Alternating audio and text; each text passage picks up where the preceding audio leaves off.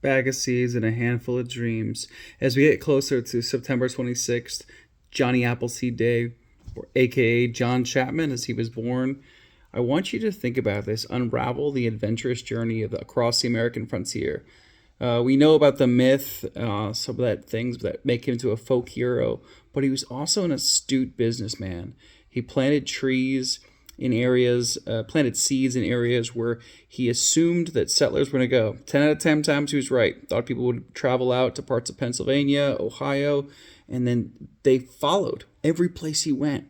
And then he was able to sell those trees, these small saplings that he had planted, to these new places so people could establish, and then they could use those to make typically hard cider. His dedication to planting apple trees brought joy and sustenance to settlers, symbolizing growth, abundance. He had a unique bond with animals. He had valuable lessons that he learned from the Native Americans about edible and medicinal plants. That's one of the things we know about. Of course, there's rumors that he could talk to animals. Though there's never proof of that. There was accounts that there was a wolf that would follow him sometimes.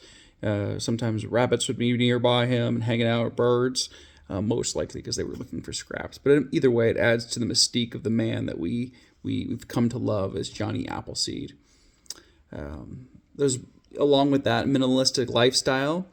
He was rumored to have a vegetarian diet, which is pretty unique for a man that lived in the early 1700s and died in 1845. He had a close connection to nature, and that's what we love about him. This deep influence that he had, that they say is from Emanuel Swedenborg's kind of like faith journey.